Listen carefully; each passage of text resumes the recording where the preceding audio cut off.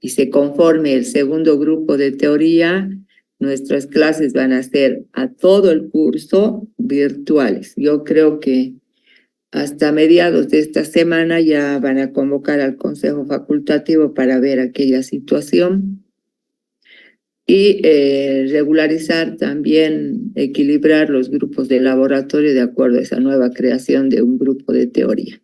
De todas maneras, todos deben asistir, todos deben, el avance de lo que hagamos conmigo de manera virtual vale para la otra docente también, porque ella no puede comenzar de cero.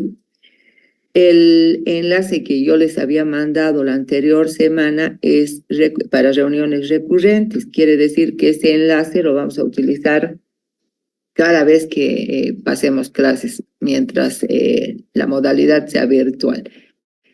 Otra situación, estudiante que no ingresa a la sala, ya les he dicho que tiene que ingresar, colocar su nombre en el chat.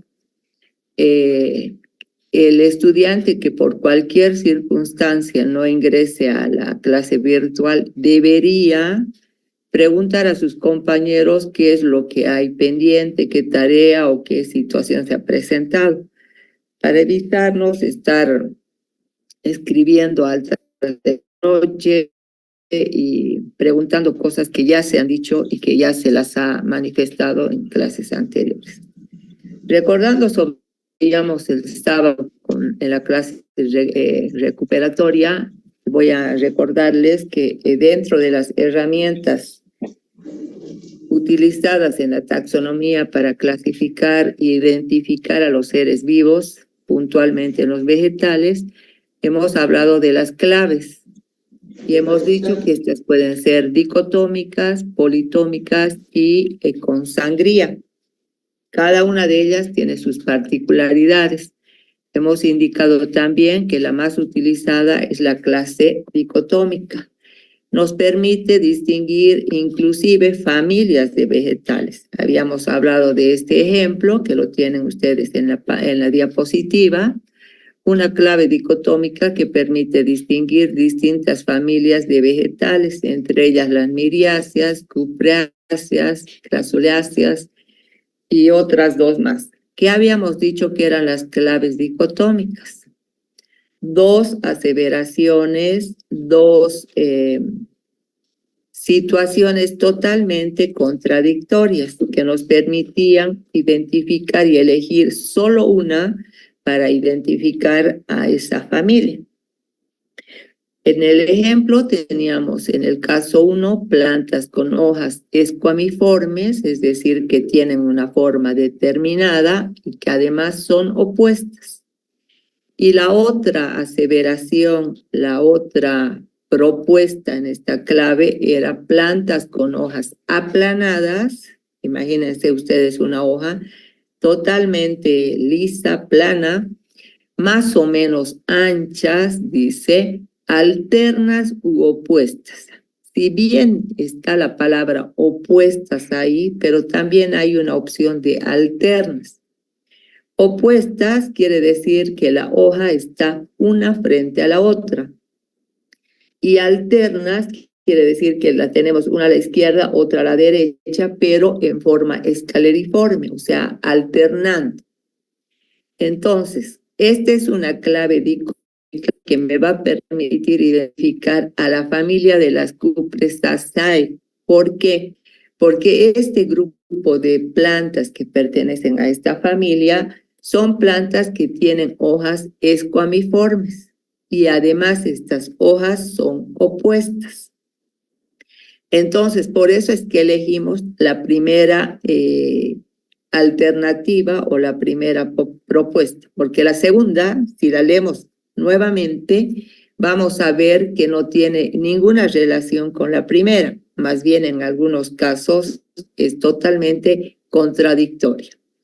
En el ejemplo 2 dice, tallo, fíjense, en cada una de las claves estamos buscando o estamos utilizando un órgano de la planta que tiene características que nos permiten justamente identificar a esa familia. En la clave 2 hablamos de los tallos como la parte central. En la primera aseveración decimos que es un tallo trígono, que tiene hojas con vaina cerrada. Imagínense una hoja que ya vamos a ver cuando estudiamos la parte morfológica de las hojas, cómo éstas se clasifican. Y además dice que es una planta herbácea. En la propuesta 2 dice tallo más o menos cilíndrico, hojas sin vaina, fíjense todo lo contrario de allá. Plantas leñosas o herbáceas. O sea, ahí nos está dando, nos dice que pueden ser herbáceas, pero también o leñosas, o sea, es otra alternativa. Entonces, si analizamos las dos propuestas, no tienen nada que ver. ¿Por qué elegimos la primera? Porque la familia de los vegetales que pertenecen a la Cyperaceae tienen tallo trígono, tienen hojas con vaina cerrada y algo muy importante es que son plantas herbáceas, es decir, tienen un tallo flexible, no tienen elevadas alturas, son plantas pequeñas, son hierbas propiamente dichas. En el tercer ejemplo, volvemos nosotros a las hojas como el órgano que nos permite identificar esta familia. Ya hablamos en la primera propuesta que son hojas aromáticas con numerosas glándulas cerosas de color amarillo y además decimos que son arbustos leñosos. La segunda propuesta nos dice hojas no aromáticas ni glanduliformes, es decir, no tienen glándulas. Son hierbas, arbustos o árboles. Si bien está arbustos ahí, pero también me dice que podrían ser hierbas o podrían ser árboles. Por lo tanto, esta segunda propuesta es totalmente contradictoria a la primera. Y la primera identifica al grupo de las miricaceas. ¿Por qué? Porque estas son plantas aromáticas por excelencia y tienen ese aceite esencial en las glándulas cerosas de color amarillo que se las ve a simple vista. Además son arbustos, es decir, plantas que pueden llegar a medir hasta 2 metros y tienen un tallo relativamente rígido. Si bien no son árboles, no tienen tallos gruesos o voluminosos, sin embargo, son troncos o arbustos que pueden generarnos leña. En el cuarto ejemplo, plantas leñosas con estípulas caducas, hojas alternas agrupadas distalmente en las ramas. La otra opción dice plantas herbáceas o arbustivas, es decir, que podrían ser arbustos, pero no leñosos, sin estípulas, hojas alternas u opuestas, generalmente suculentas. Quiere decir que esas hojas, si conocemos y recordamos el aloe vera, por ejemplo, y todas este grupo de plantas que absorben gran cantidad, que se conocen con el nombre de suculentas, porque sus hojitas son bien gordas, bien robustas, esas son las plantas o que tienen ese tipo de hojas. Aquí dice hojas alternas u opuestas, generalmente suculentas, formando rosetas basales o creciendo a lo largo de los tallos. Fíjense que en estas dos propuestas, en esta clave dicotómica, yo puedo identificar a dos familias. Por un lado, la primera opción que me da esta clave de que son plantas leñosas, con estípulas caducas, con hojas alternas y que están agrupadas de manera distal en las ramas, son características que pertenecen a la familia Fagacea. En cambio, la característica de plantas herbáceas o arbustivas no leñosas, sin estípulas, con hojas alternas u opuestas, generalmente suculentas, formando rosetas basales, así como el aloe vera, o creciendo a lo largo de los tallos, me permite identificar a la otra familia, que es la Crassulaceae. Entonces, fíjense cómo las claves dicotómicas que tienen dos propuestas totalmente opuestas nos permiten identificar a un grupo. En este caso estamos identificando familias. Recuerden los rangos jerárquicos de la taxonomía. Una familia ya es una agrupación de varios miembros que tienen características propias y también algunas diferencias marcadas. Entonces, esas características nos están permitiendo a nosotros hacer una clasificación o una distinción de las distintas familias de vegetales. Para eso sirven las herramientas dicotómicas. Y las dicotómicas, son las más utilizadas dentro de las herramientas taxonómicas. Habíamos hablado también que el objetivo de clasificar a los seres vivos, en este caso a los vegetales, no es más que ordenar o disponer por clases, por rangos o por aspectos jerárquicos a los organismos. Habíamos indicado que alrededor de los años 80 se utilizaba un conjunto de palabras para presentar un arreglo particular o una designación a un grupo de organismos, de acuerdo con algún principio de relación que se creía había o existía en esos organismos. Entonces podíamos identificar, pero con un conjunto de palabras, a un grupo de seres vivos que tenían algunas características comunes o algunas relaciones. Sin embargo, como todo cambia, todo avanza siempre para mejor, alrededor de los años 1990, ya se comienza a emplear un sistema de palabras y símbolos que denotaban conceptos. Es decir, ya no teníamos un conjunto de palabras que identificaban a una determinada grupo de organismos. Aquí ya se utiliza un sistema más reducido de palabras y símbolos que también explican algunos conceptos. En términos de clasificación biológica, hemos indicado que existen jerarquías o rangos jerárquicos. Esos no son más que los rangos que denotan grupos ordenados en una secuencia de conjuntos y subconjuntos. Ya habíamos dicho que pueden ser mayores o menores esos rangos dentro de una misma jerarquía, pero que están incluidos de manera sucesiva. Si íbamos de la parte de creciente, partíamos de la especie. Por el contrario, si nosotros queremos hacer un listado de los rangos jerárquicos tomando la mayor jerarquía, debemos comenzar por el dominio, el reino, etc. Entonces, hay una ordenación sucesiva secuencial. Vamos a ver cómo es que a través de la historia se han ido generando las clasificaciones para poder identificar a los seres vivos, en este caso concreto a los vegetales. La historia de los sistemas de clasificación de los vegetales, como cualquier situación de historia, refleja el paso a través de los tiempos. Y vamos a ver que a través de los tiempos han surgido también profundos cambios en relación con los fundamentos de esta clasificación.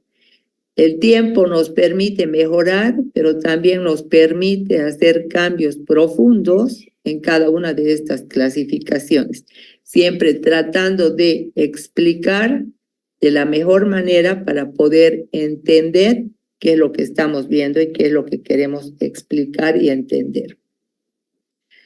Por lo tanto, debemos indicar que 3 tipos principales de clasificaciones han sido importantes desde el punto de vista cronológico.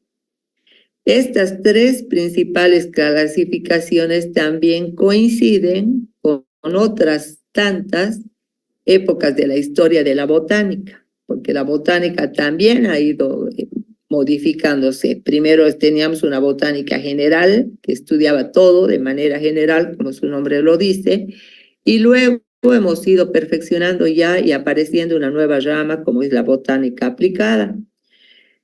En base a estas consideraciones, nosotros podemos indicar que existen clasificaciones o sistemas artificiales, que sería la primera, clasificación o sistemas naturales, la segunda, y clasificaciones filogenéticas, que sería la tercera clasificación, que comprenden cada una de ellas. La clasificación artificial permite agrupar a los organismos tomando en cuenta atributos designados de acuerdo a sus similitudes, a sus semejanzas. Por eso es que la clasificación artificial agrupa a los seres vivos considerando esas atribuciones, esas cualidades de acuerdo a sus similitudes. O también lo puede hacer tomando en cuenta la utilidad. En el caso de seres vivos, se hace sin que exista ninguna hipótesis de relación o teoría biológica como ancestralidad común. No vamos a tomar en cuenta en esta clasificación quién ha sido el antecesor, de dónde se origina, no.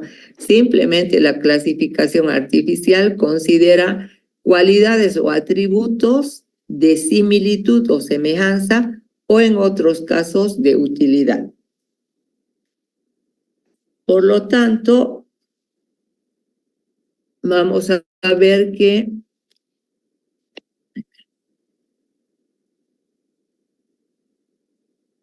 uno de los ejemplos más sencillos para explicar la clasificación artificial es la clasificación de un discípulo de Aristóteles, Teofrasto, en el siglo IV a.C. ¿Cómo es que Teofrasto clasifica a los vegetales? Los clasifica en árboles, en arbustos, en subarbustos y hierbas. Si ustedes toman en cuenta esta clasificación, hoy en día sí seguimos utilizando la clasificación de hierbas, arbustos y árboles. Para el siglo IV a.C., nosotros ya teníamos por este discípulo de Aristóteles esta clasificación. Sin embargo, el ejemplo más complejo y con mayores pretensiones científicas es el sistema de clasificación sexual de Linneo, que también, ya hemos indicado, es el padre de la taxonomía. Esos son algunos rasgos de la clasificación artificial. Toman en cuenta entonces cualidades o atributos de semejanza o similitud, y en otros casos toman en cuenta la utilidad de esos seres vivos para agruparlos en un determinado rango. En cuanto a la clasificación natural, porque habíamos dicho que son tres las clasificaciones, la artificial, la natural y la filogenética, la clasificación natural se basa en las relaciones genealógicas y que solo tienen grupos monofiléticos, es decir, tienen un solo grupo que los relaciona o los une. Mono quiere decir uno, ¿no es verdad? Entonces, aquí hay un solo tronco común que permite agrupar a un determinado grupo de seres vivos en base a las relaciones genealógicas. Esos grupos monofiléticos están conformados por grupos de especies que incluyen un ancestro y sus descendientes. Tengo que saber quién ha sido mi antecesor para ir describiendo los descendientes que pertenecen a ese grupo monofilético.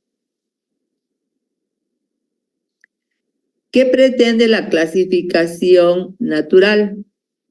Ser un fiel reflejo de la afinidad natural que existe entre las plantas, pero desde un punto de vista creacionista. Habíamos dicho que Linneo era un creacionista potente, que él consideraba que el aparecer mayores rangos jerárquicos en el reino vegetal le permitía acercarse mucho más a un Dios supremo o al creador de la naturaleza.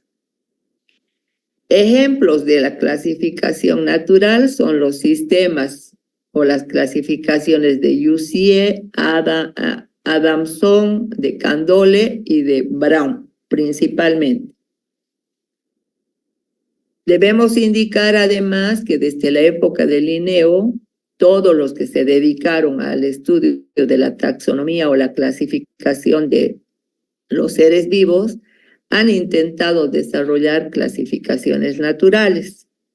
Sin embargo, hasta antes de la publicación del origen de las especies de Darwin, Carlos Darwin, las clasificaciones no reflejaban la historia evolutiva de los grupos, o sea, no nos indicaban cuál había sido la evolución a través del tiempo de esos seres vivos.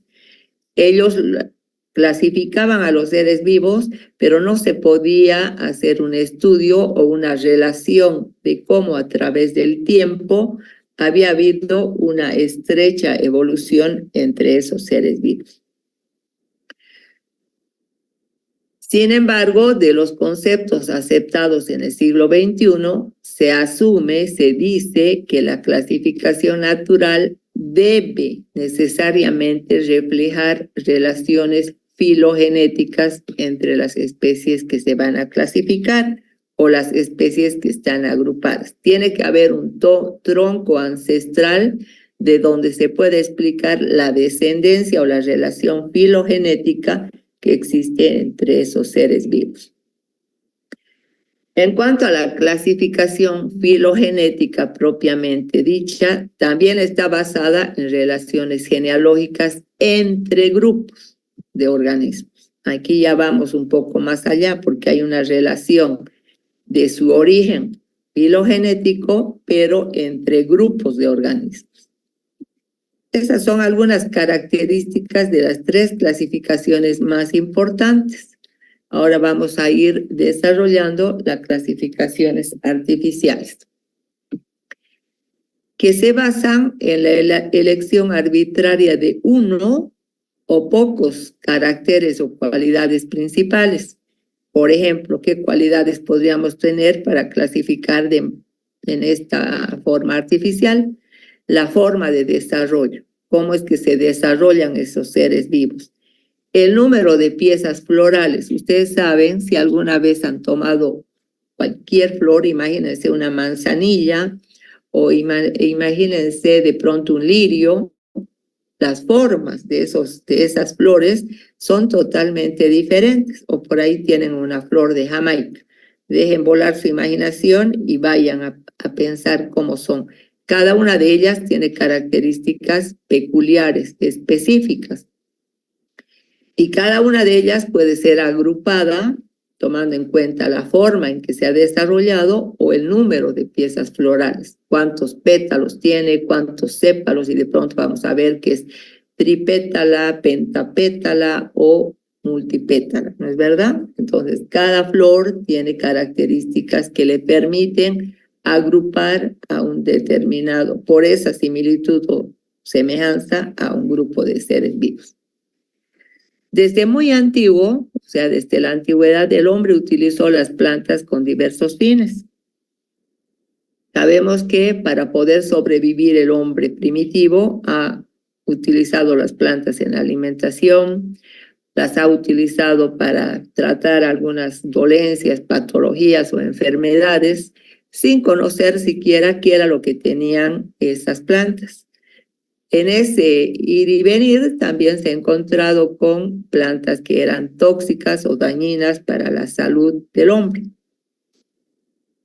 Esto ha hecho que el hombre se vea obligado a tener un conocimiento de cada una de las plantas que vaya utilizando y las ha ido separando. Plantas alimenticias, plantas medicinales, plantas perjudiciales, plantas industriales, que es lo que hoy conocemos.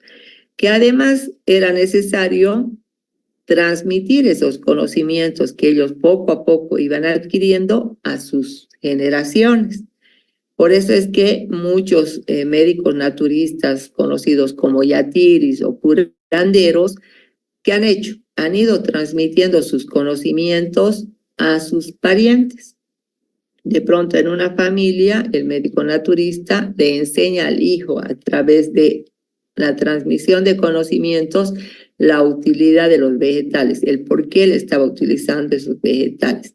y le dice, estos tienen esta propiedad, son analgésicos, son antipiréticos, se pueden utilizar para el paludismo, se pueden utilizar para eliminar otro tipo de parásitos, a través de una transmisión empírica, que es simplemente contarle por qué está utilizando.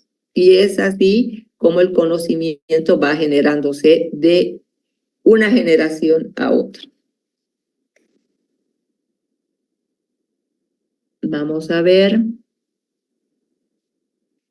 también que a través de esa transmisión oral del conocimiento de generación a generación, esa clasificación de plantas tomando en cuenta su utilidad debería haberse visto por conveniente reunirlas en grupos o clases en función de los criterios que ellos ya tenían sentados o disponibles sobre esas plantas. Por eso ya les decía, las clasifican en base a la utilidad. Alimenticias, aquellas que todas ellas eran utilizadas para la subsistencia del hombre. Medicinales, aquellas que por alguna circunstancia permitían curar, aliviar algún dolor o finalmente tratar alguna enfermedad o patología. De ahí surge la primera clasificación de plantas, conocida y elaborada por el discípulo de dos grandes personajes importantes como son Platón y Aristóteles. Y habíamos indicado ya Teofrasto de Ereso, que era un discípulo de ellos y quien en su obra Historia Plantarum agrupa a los vegetales en hierbas, subarbustos, arbustos y árboles. Básicamente, Teofrasto es el primero en realizar una clasificación de los vegetales, tomando en cuenta varios aspectos: hierbas, subarbustos, arbustos y árboles. Pero también esta clasificación no se queda solo con Teofrasto, porque surgen varios autores después de él que contribuyen a aumentar el conocimiento de los vegetales. Entre ellos, los más importantes, en el siglo I de nuestra era, surge Dioscórides con su obra de materia médica, en la que sistematiza las plantas conocidas por él. Él era médico, pero se dedica al estudio de las plantas. Y más o menos en esta obra, su obra de materia médica, logra reunir 700 plantas y las clasifica también tomando en cuenta algunas características o cualidades. Por ejemplo, en aromáticas, porque tenían olor, aroma agradable o desagradable, pero las clasifica en aromáticas. En alimenticias, porque eran utilizadas para la alimentación del hombre y de los animales. En medicinales y venenosas. Aquí ya no estamos viendo la forma, sino la utilidad que tienen las plantas. Entonces, Dioscórides agrupa alrededor de 700 plantas en estos grupos: aromáticas, alimenticias, medicinales y venenosas. Esta obra de materia médica de Dioscórides tuvo una importancia relevante en la medicina occidental hasta el siglo XVI y también ha sido traducida a los idiomas más importantes de la época para dar a conocer esa clasificación en base a la utilidad de los vegetales. Sin embargo, debemos indicar también que el mejor ejemplo de los sistemas artificiales es el sistema sexual. O sea, hace rato habíamos indicado que Linneo fue el creador de este sistema artificial en el que tomaba en cuenta el sexo de los vegetales. Entonces, este sistema artificial llamado sistema sexual y propuesto por Carlos Linneo en su obra Species Plantarum, se basa inicialmente, o sea, al principio, en la presencia o ausencia de flores. Si recuerdan, cuando yo les he presentado en la clase la asignatura y hablábamos ya de las plantas vasculares y de cada uno de los órganos, cuando hablaba de la flor, les decía que es el órgano que permite la reproducción de la planta. Pero también cuando hemos hablado de la clasificación de los vegetales, hemos dicho que hay plantas que tienen flores y semillas y otras que no tienen flores, ¿no es verdad? Ahí tenemos las fanerógamas y las criptógamas. Entonces, ¿qué hace el sistema artificial de Carlos Linneo? En esta su obra denominada Species Plantarum, clasifica a las plantas de manera inicial tomando en cuenta la presencia o la ausencia de flores. Solo esta situación le permite inicialmente en esta su obra clasificar a los vegetales. Es así que reconoce que en el reino vegetal existen un total de 24 grupos o clases. De estos grupos o clases, 23 eran plantas que contenían o que tenían flores. Y un solo grupo eran plantas sin flores, que las denomina ya para esa época como criptógamas. Entonces, fíjense, en la época de Linneo, él ya describe 24 grupos o clases, de las cuales la mayoría, es decir, 23, eran vegetales que tenían flores y las clasifica plantas con flores. Y un solo grupo clasifica como plantas sin flores y las denomina criptógamas. Otra gran aportación de Linneo en esa época es la reforma que establece en la nomenclatura de los seres vivos. Ya decíamos que teníamos un conjunto de palabras que describían a un ser vivo. ¿Qué hace Linneo? Hasta entonces, las descripciones de los animales y las plantas se iniciaban con una breve frase latina que hacía las veces de nombre. Pero Linneo fija definitivamente la forma o la nomenclatura para denominar las especies. Y esta nomenclatura es bastante sencilla. Se la conoce hoy en día como linneana por su autor y binomial por su estructura. Entonces, ¿cómo es que nace la nomenclatura de los seres vivos? Es linneana por el autor, por Linneo, y binomial por su estructura, porque solamente considera la especie y el género. Dos palabras. Vamos a las clasificaciones naturales, que es el otro grupo, llamadas o conocidas también como clasificaciones normales. ¿Qué pretenden estas clasificaciones con los seres vivos? Y concretamente con las plantas. Las clasificaciones naturales ordenan a las plantas atendiendo al conjunto de caracteres que presentan la mayor parte de sus órganos. ¿Cuáles son las ventajas de estas clasificaciones naturales o normales? Gracias a ellas podemos deducir la organización de un vegetal. Es decir, a través de una clasificación natural o normal, nosotros podemos deducir la organización de una determinada planta. ¿Por qué? Porque las plantas están ordenadas tomando en cuenta el conjunto de caracteres que presentan la mayor parte de sus órganos. Eso es algo muy importante que aporta la clasificación natural o normal. Para ello, sin embargo, no se tardó en darse cuenta de la conveniencia de reunirlas en grupos o clases en función de los criterios disponibles sobre las mismas.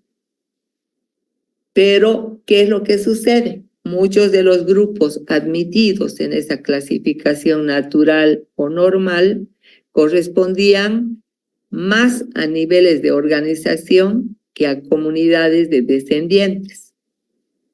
Es decir, los sistemas, según esta clasificación, estaban basados en semejanzas graduales, no totalitarias, sino graduales que existen entre estos organismos.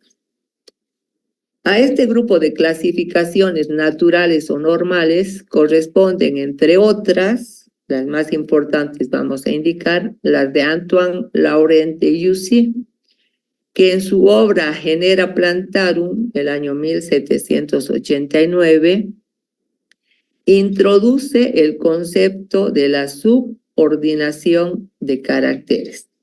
Entonces, indica que por debajo de ciertos caracteres existe otro nivel que también permite identificar o agrupar a un determinado grupo de plantas.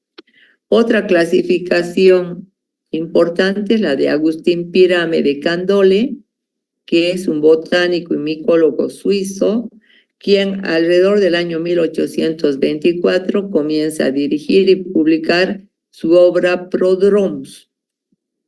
En esta obra, constituida por 17 volúmenes, trata de clasificar a los vegetales, pero muere sin concluir. Es su hijo quien finaliza el año 1873 su obra Prodromus.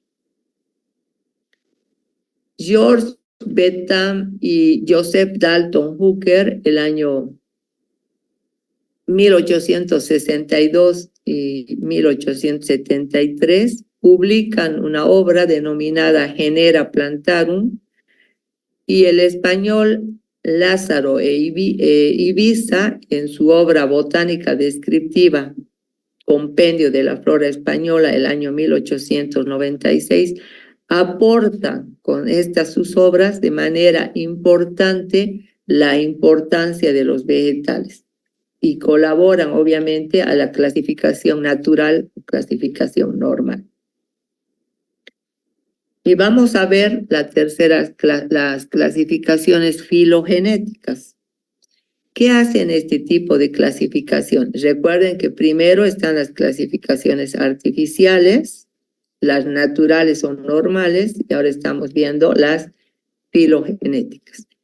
Estas clasificaciones utilizan los grupos naturales previamente determinados y las categorías de los sistemas naturales se ordenan según un esquema que aparentemente refleja un parentesco evolutivo. Entonces, para las clasificaciones filogenéticas, los grupos naturales ya definidos o determinados y los rangos o categorías de los sistemas naturales se ordenan según un esquema que va a reflejar un parentesco evolutivo. Entonces ahí va a haber ascendentes, descendentes y una relación de parentesco a través de la evolución del tiempo. Pretenden reproducir las relaciones de parentesco entre los grupos, reconstruyendo su historia evolutiva real.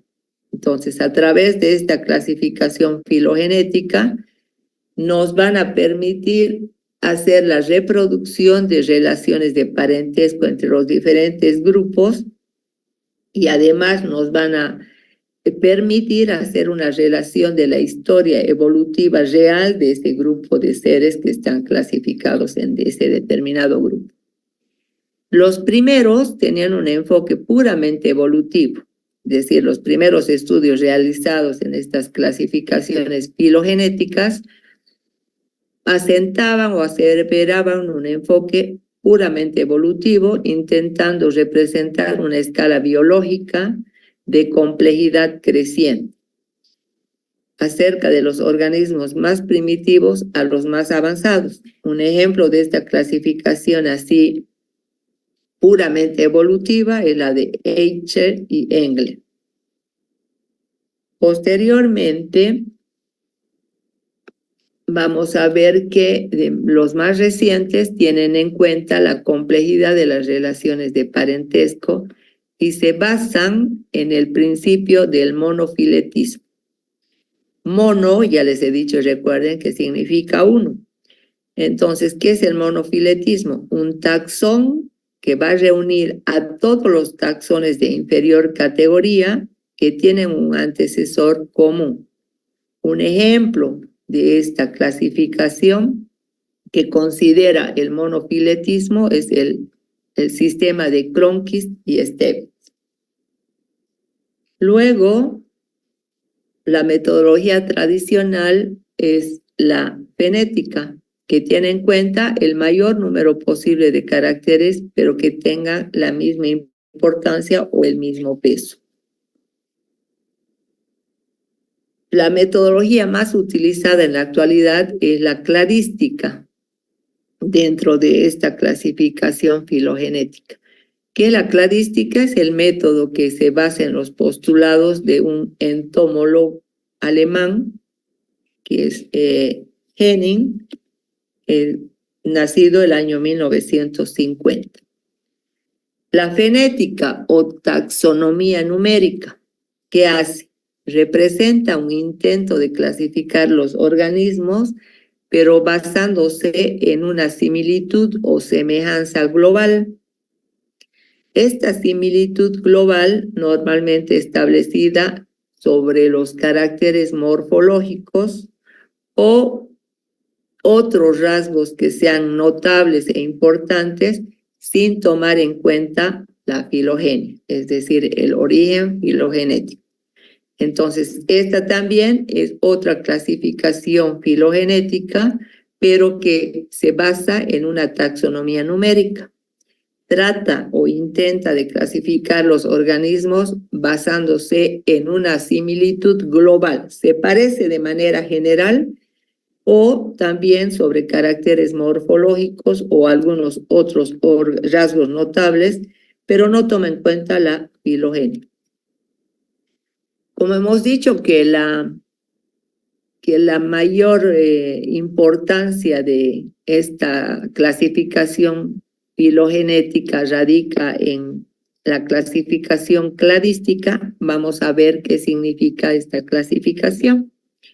La cladística no es más que la metodología que se basa en la búsqueda de caracteres derivados, es decir, de caracteres apomórficos, que comparten varios taxones. Ya hemos definido qué es un taxón, y esos caracteres compartidos por varios taxones permiten postular la existencia de un antecesor común. Hemos dicho que en este tipo de clasificaciones se ve la ascendencia y la descendencia y la relación de evolución a través del tiempo que existe entre los seres vivos. De manera que se va a establecer un linaje o clado. Clado en griego significa rama, que constituye un grupo monofilético. Así de claro, entonces, se llama cladística a la metodología que busca caracteres derivados compartidos por varios taxones que permiten explicar la existencia de un antecesor común establecido como un linaje o clado, que constituye un grupo monofilético. Vamos a ver enseguida. Aquellos grupos de plantas que no incluyen, que no introducen a todos los descendientes de un mismo antecesor, se llaman o denominan grupos parafiléticos. Fíjense, monofiléticos, y aquí estamos hablando ya de grupos parafiléticos, que son los grupos de plantas que no incluyen o no introducen a todos los descendientes de un mismo antecesor. Por cualquier circunstancia están excluyendo a algunos, y estos grupos se denominan parafiléticos. Los grupos de plantas que reúnen descendientes de diversos antecesores, es decir, no hay un antecesor común, sino son varios antecesores, se denominan grupos polifiléticos. Entonces tenemos monofiléticos, parafiléticos y polifiléticos. El conjunto de clados forma un cladograma que pretende reproducir la secuencia de los acontecimientos evolutivos. En otras palabras, un cladograma no es nada más que una representación gráfica de un conjunto de clados o de rangos que pretende reproducir la secuencia de los acontecimientos a través de la evolución. Nos permite explicar los antecesores, los descendientes y toda la relación de parentesco que existen en un determinado grupo. Una importante diferencia con otros métodos de clasificación es que los caracteres primitivos no se toman en cuenta aquí, porque pueden ser una herencia común proveniente de varios clados y que no van a dar una información clara sobre las relaciones recíprocas que puedan tener estos organismos. Como resultado final del análisis cladístico, se obtienen diagramas de relación en árbol llamados cladrogramas, que permiten mostrar las distintas hipótesis sobre las relaciones. Es decir, a través de este diagrama, que viene a ser un árbol que representa toda la relación entre los seres vivos de ese grupo, se pretenden explicar distintas hipótesis o respuestas anteladas sobre esa relación de los seres vivos. A nosotros nos pueden presentar un diagrama de esta naturaleza y nosotros tendríamos que explicar o entender cuál es la relación que existe entre todos estos seres vivos. Un análisis cladístico puede basarse en tanta información como el investigador seleccione. Nosotros hacemos la investigación de un determinado grupo de plantas, recopilando poca o mucha información que nos va a ayudar obviamente a poder identificar de manera rápida y de clasificar a esas plantas. La investigación sistemática moderna se basa en una gran variedad de información importante que puede incluir secuencias del ácido del ADN, que constituyen los famosos datos moleculares, o podemos tener información acerca de datos bioquímicos y datos morfológicos. Entonces, fíjense la importancia de recolectar información por parte del investigador para hacer un análisis cladístico y poder explicar las relaciones de parentesco y de evolución a través del tiempo entre los distintos seres, en este caso, los vegetales. En un cladograma, todos los organismos se colocan en las hojas y cada nodo, cada nodo interior es idealmente binario. ¿Por qué? Porque tiene dos ramas. Los dos taxones de cada bifurcación se llaman taxones hermanos o grupos hermanos. Vamos a ver luego en una representación cuáles son las hojas y cuáles son los nodos. Cada subárbol, independientemente del número de elementos que contenga, se llama clado. Ya hemos dicho que el clado es el número de elementos o la bifurcación que encontramos en un cladograma. Todos los organismos de un grupo natural están contenidos en un clado. Ese clado comparte un ancestro común, uno que no compartan con ningún otro organismo del diagrama. Aquí tenemos, por ejemplo, poblaciones ancestrales. ¿Cuál es el tronco común? Fíjense, aquí tenemos un tronco común del que sale una rama que va a esta parte. Aquí tengo otra rama y de esta rama todavía me salen dos bifurcaciones, pero todos tienen en común este ancestro, este tronco, digamos. Y aquí van a surgir las bifurcaciones. Y nosotros, a través de este diagrama, debemos ser capaces de explicar qué es lo que pasa con este grupo de seres vivos que están aquí o los que se encuentran por aquí. ¿Qué relación tiene este grupo con este y finalmente con el ancestro del cual están procediendo? ¿Por qué están clasificados aquí en base a esta clasificación filogenética?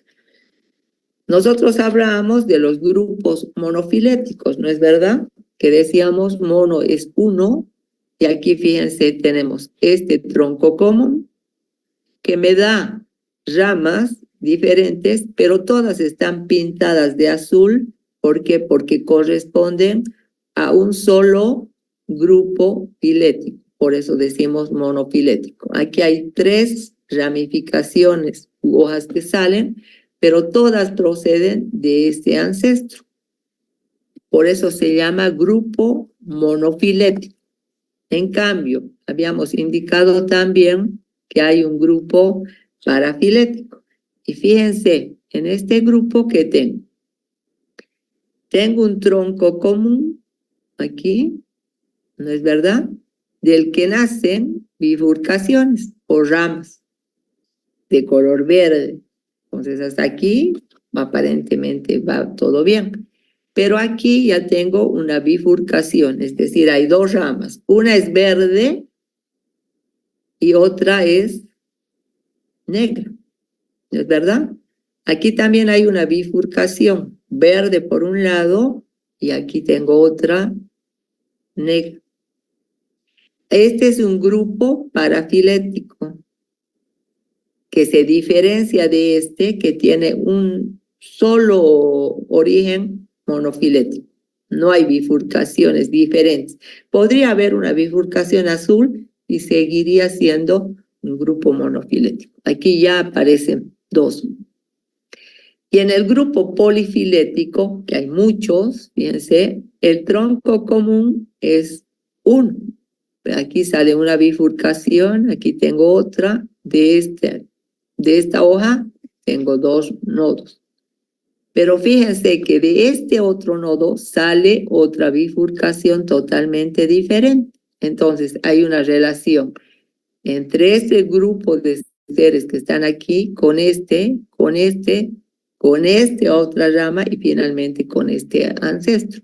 Por eso decimos que en el grupo polifilético hay varias ramificaciones diferentes que tienen relación entre un tronco ancestral común, sí, pero aquí ya no tengo solo 2 bifurcaciones como teníamos, si hubiésemos tenido solo hasta aquí, sin que aparezca esta otra bifurcación roja, hubiéramos podido decir que era parafilética, pero fíjense, aquí ya me aparecen y rangos todavía totalmente diferentes en cuanto al tamaño.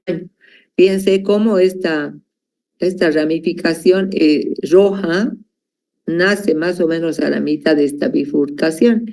En cambio, esta está naciendo casi en la punta de esta otra rama y esta entre un tamaño intermedio. Por lo tanto, las relaciones entre estas van a ser totalmente diferentes. A eso hablamos del grupo polifilético. Muchos, poli quiere decir eso. Y vamos a ver también con este ejemplo, por ejemplo, ¿qué tengo aquí yo en el tronco común? O el ancestro. ¿Qué características hacen que estos seres vivos o estos vegetales estén agrupados en este cladograma? El tronco común me dice que ese grupo contempla pétalos blancos, tallo herbáceo, hojas sin tricomas, es decir, hojas sin pelos, fruto seco y semilla lisa. Fíjense cómo de ese tronco común hay 2 bifurcaciones. Una que ya va con tallo leñoso, Aquí decíamos en el tronco ancestral, que es el tallo herbáceo. Esta bifurcación me dice que tiene plantas con tallo leñoso, que además tiene fruto carnoso, porque aquí era fruto seco, y que tienen semilla rugosa. Aquí en el ancestro que teníamos semilla lisa.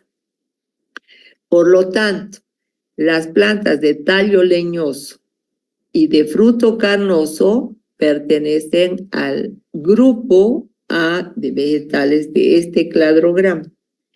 Y las plantas de tallo leñoso con semilla rugosa pertenecen al grupo B. Por este otro lado tengo una bifurcación del ancestro. Las plantas tienen pétalos rojos, aquí tenemos pétalos blancos, y tienen hojas con tricomas. Estas características pertenecen al grupo C de vegetales, pero todos A, B y C tienen una relación común con este ancestro. Cada uno de ellos tiene características diferenciadas. Aquí es el tallo leñoso y tiene fruto carnoso, pertenece a esto. El grupo B tiene tallo leñoso, pero semilla rugosa. ¿Tiene relación con este grupo de vegetales? Sí, porque el tallo es leñoso en ambos. En esta otra bifurcación, en este otro grupo C, ¿qué pasa con los pétalos? Es decir, con las flores. Los pétalos de este grupo de vegetales que están en el grupo C son pétalos rojos y tienen hojas con pelos o tricomas, que los diferencian obviamente de aquí, pero que estamos obteniendo de este ancestro. A ver, con este otro ejemplo. Aquí, ¿qué tenemos? Pétalos blancos, tallo herbáceo, hojas sin tricomas, 5 estambres, y estamos describiendo algunas características de la flor, fruto seco y la semilla es lisa. Pero fíjense aquí cómo hay una bifurcación que me da tallo leñoso para el grupo de vegetales C. Fruto carnoso y semilla rugosa. Para los del grupo A, un ratito por favor, ¿me esperan? Perdón.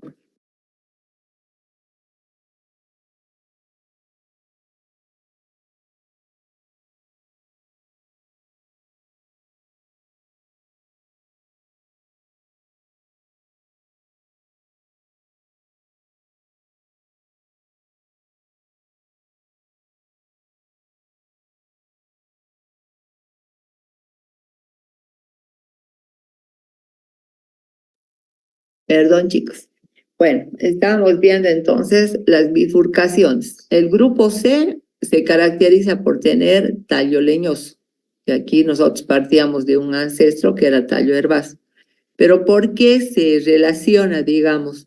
Porque va a haber una relación por encima de o a partir de este grupo C, tengo dos bifurcaciones, plantas con fruto carnoso y plantas con semilla rugosa.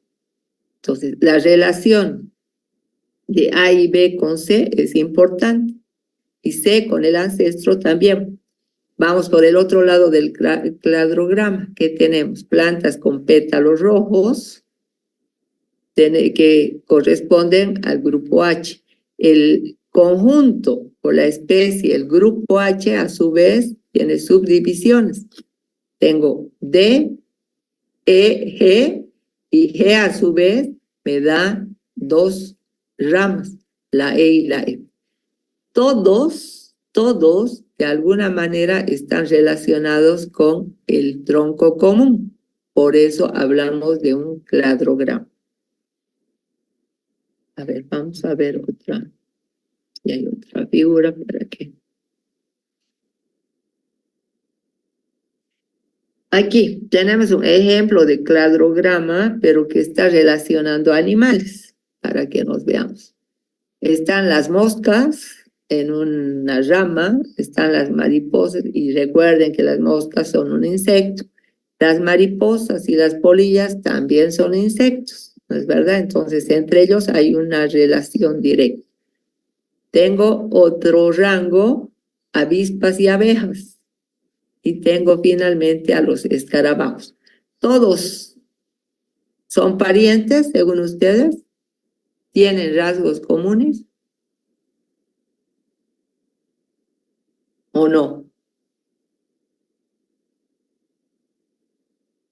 A ver, voy a preguntar a alguien, porque parece que todos están calladitos. ¿Qué les dice ese cladograma?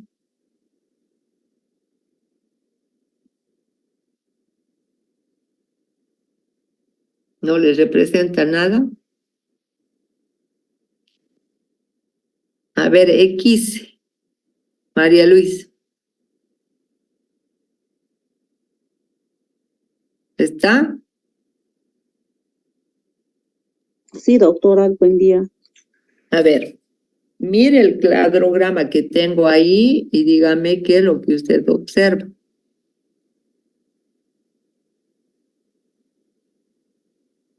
¿Qué son las moscas? ¿Qué son las mariposas? Insectos. ¿Ah? Insectos. Ya. Generalmente se caracterizan porque al ser insectos tienen seis patas, bueno, muchas similitudes en sus aspectos. Ya. Fíjense, entre las moscas, las mariposas y las polillas, básicamente hay una relación muy cercana, Sus que se va a alas. alejar un poco con los escarabajos. ¿No es verdad? Un escarabajo es diferente a la mosca, que es un insecto mucho más pequeño. Todos son insectos, pero la evolución de cada uno de estos puede ser explicada a través de este diagrama. Este es un cladograma que muestra la relación que puede haber entre varios grupos de insectos. Por eso les decía, las moscas están relacionadas más estrechamente con las mariposas. Fíjense la distancia que hay aquí, mariposas y polillas. Si recordamos la estructura de una polilla y una mariposa, son semejantes, pero nos vamos a ir alejando y vamos a ver que la mosca en relación al escarabajo existe una línea, una longitud de línea mucho más grande, digamos. ¿Por qué? Porque la diferencia entre la mosca y el escarabajo a través de la evolución de estos insectos ha sido mucho más larga. Es decir, a través de este tipo de diagramas, nosotros podemos entender y explicar la relación que puede haber entre animales o vegetales. Ya habíamos visto las relaciones de vegetales y cómo a partir de un tronco común, aquí todos son animales. Este sería el tronco común, ¿no es verdad? Pero cada uno de ellos tiene características y vemos que las moscas prácticamente son los insectos más pequeños, digamos, en relación a esto. Vamos a ir viendo cómo han ido evolucionando los insectos y cómo estas líneas horizontales indican el tiempo que transcurre desde el último ancestro común. Aquí vamos a ver que este es el ancestro común para todos. Por eso están agrupados aquí, porque aquí está el ancestro común. Pero aquí tengo una relación, digamos, de similitud, porque las moscas, mariposas y polillas se parecen mucho más que la mosca con la avispa, por ejemplo, o que la mosca con el escarabajo. Eso significan esta línea. Recuerden siempre que hay un tronco común, un ancestro, que es este. Por eso están agrupados los insectos aquí. Pero cada uno de estos insectos, en relación a estos grupos, tiene diferencias fundamentales. Entonces, un cladograma nos permite, nos trata de explicar eso. ¿Qué relación existe entre ese grupo de seres vivos, ya sean animales o vegetales? Ahí tenemos otra representación y vamos a indicar que la filogenia no es más que una rama de la biología que estudia el origen y evolución de los seres vivos. Sirve para establecer relaciones entre los organismos a partir del ADN, ARN, o tomando en cuenta la anatomía, la embriología, la morfología y otros datos biológicos de interés. O sea, podemos nosotros agrupar de acuerdo a la evolución de estos seres vivos, eso nos permite la filogenia, y además nos permite establecer relaciones importantes, relaciones biomoleculares, tomando en cuenta el ADN o el ARN, o también tomando otras características como es la anatomía, la embriología, la morfología, o algún otro dato biológico que sirva para permitirnos explicar una relación filogenética entre esos seres vivos. La palabra filogenia se la utilizó para describir al desarrollo histórico y genérico de una especie. Histórico porque a través del tiempo han habido evoluciones, ¿es verdad? Es decir, cómo es que esa especie ha ido cambiando a lo largo del tiempo y cómo podemos relacionarla con otras especies dentro del árbol de la evolución, es decir, del árbol genealógico que ustedes conocen. Ese árbol que tiene ramas, que tiene hojas, nos permite explicar la relación que podemos tener. Cada uno de ustedes puede hacerse un árbol genealógico tomando en cuenta un ancestro común, sus bisabuelos o sus abuelos, dependiendo si la familia es muy numerosa o si es relativamente escasa. Nosotros podemos ir haciendo un árbol que nos permite explicar de dónde venimos y a dónde vamos. De pronto, ustedes todavía son solteras, se va a quedar su árbol hasta ahí, pero el rato que se casen, ustedes van a tener una otra relación, van a tener hijos, esos hijos pueden tener nietos, y sigue creciendo ese árbol que permite una relación, dar una explicación de la relación de parentesco que existe a través del tiempo. Los hijos de ustedes van a tener también otras ramas, otras bifurcaciones, y obviamente eso va a ir creciendo. Eso es lo que pretende la clasificación filogenética. Ahí tenemos el origen de la vida, cómo es que aparecen los seres vivos. Y bueno, la filogenética, ya habíamos explicado que la filogenia, la filogenética es la disciplina que trata de clasificar a los seres vivos dando cuenta de su historia evolutiva. A diferencia de la clasificación natural y artificial, la clasificación filogenética clasifica a los seres vivos dando cuenta de su historia evolutiva.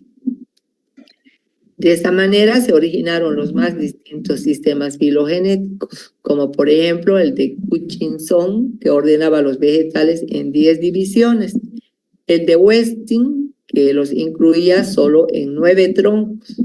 Entonces, cada uno tenía su propio criterio, iba clasificando, iba explicando.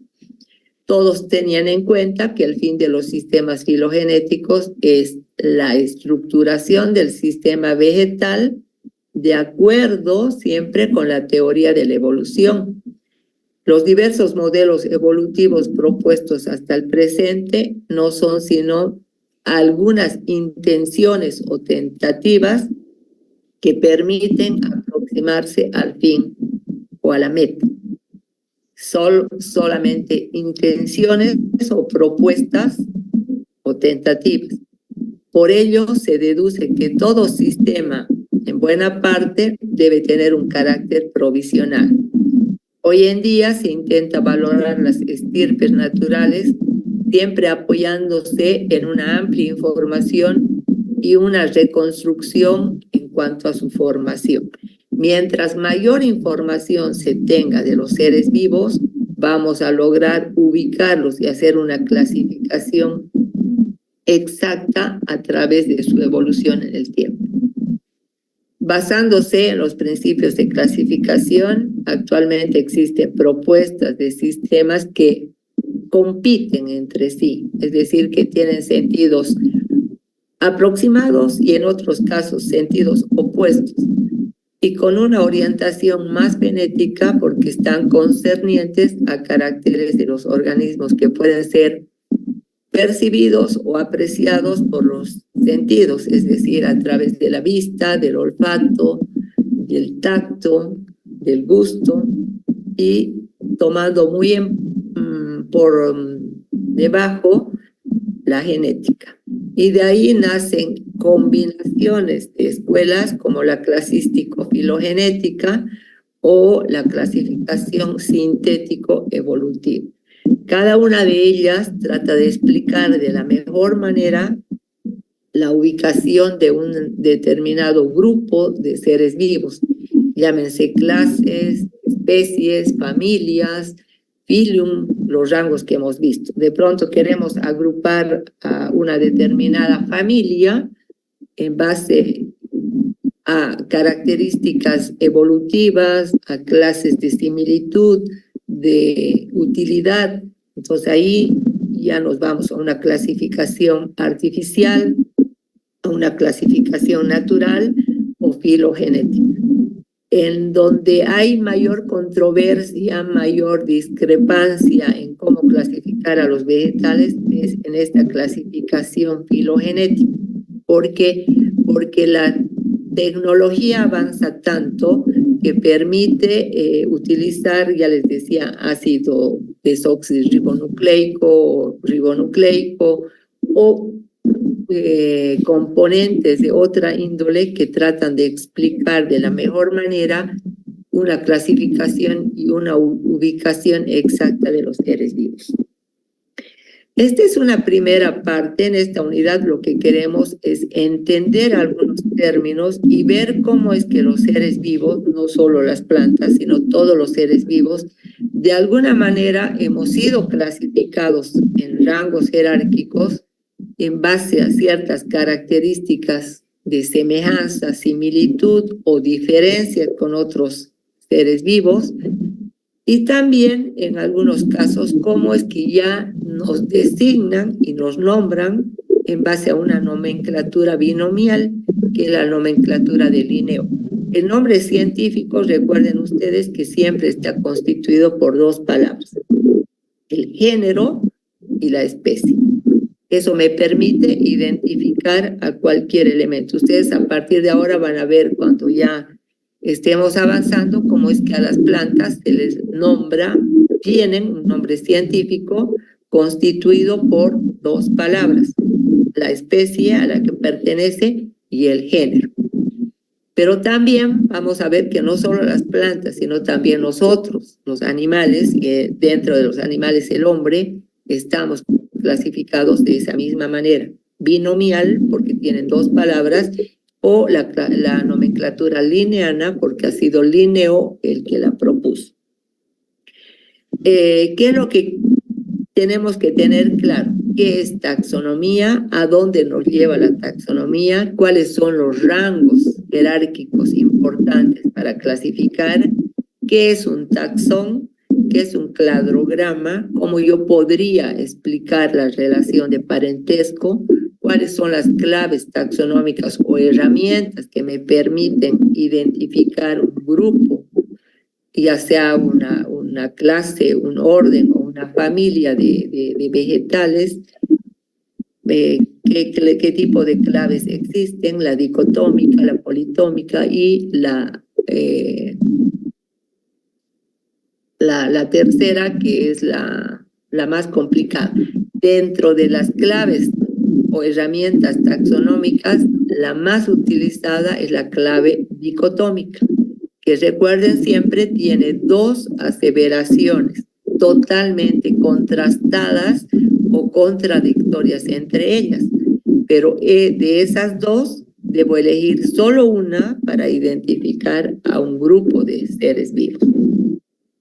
No sé si tienen alguna pregunta, porque aquí acaba nuestra unidad 1, que es la parte general, es bastante teoría, quizá es un poco molesta e incómoda, pero ya les había indicado también en la presentación, que es una unidad corta, que básicamente trata de explicar la manera como los seres vivos, y en este caso en concreto los vegetales, pueden ser nombrados, clasificados, las distintas clasificaciones y escuelas de clasificación que existen, para que podamos continuar ya con la unidad 2, que básicamente es mucho más amena.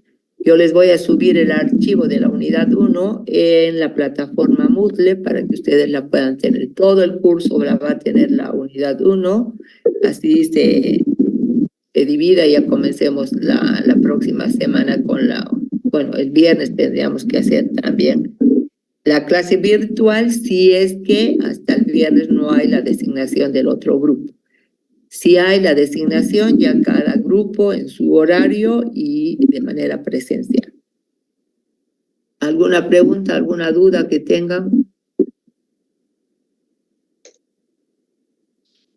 Les he pedido también